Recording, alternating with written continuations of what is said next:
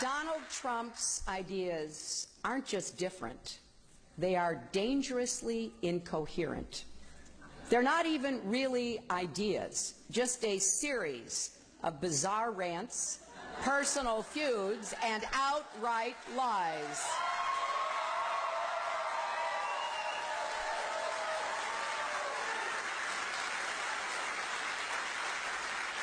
He is not just unprepared. He is temperamentally unfit to hold an office that requires knowledge, stability, and immense responsibility.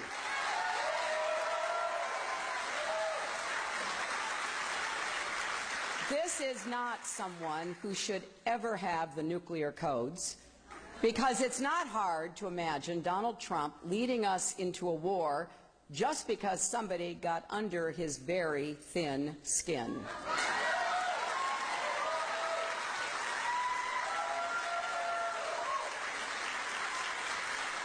We cannot put the security of our children and grandchildren in Donald Trump's hands. We cannot let him roll the dice with America.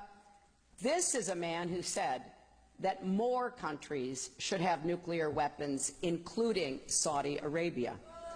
This is someone who has threatened to abandon our allies in NATO, the countries that work with us to root out terrorists abroad before they strike us at home. He believes we can treat the U.S. economy like one of his casinos and default on our debts to the rest of the world, which would cause an economic catastrophe far worse than anything we experienced in 2008.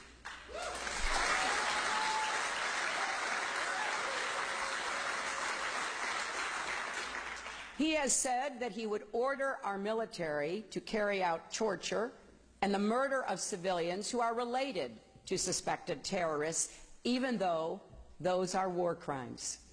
He says he doesn't have to listen to our generals or admirals, our ambassadors and other high officials, because he has, quote, a very good brain.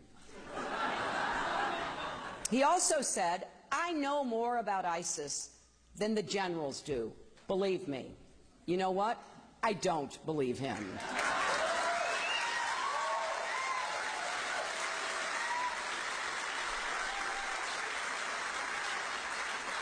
He says climate change is a hoax invented by the Chinese.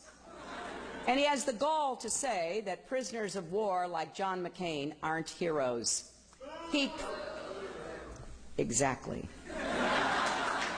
He praises dictators like Vladimir Putin and picks fights with our friends, including the British Prime Minister, the Mayor of London, the German Chancellor, the President of Mexico, and the Pope.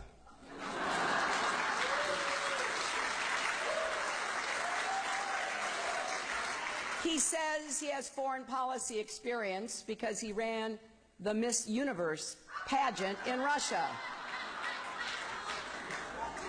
And to top it off, he believes America is weak, an embarrassment.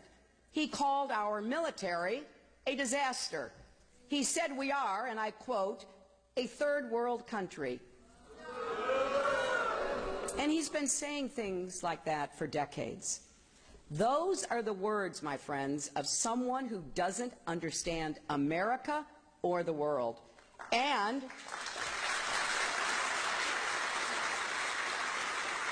they're the words of someone who would lead us in the wrong direction. Because if you really believe America is weak, with our military, our values, our capabilities that no other country comes close to matching, then you don't know America. And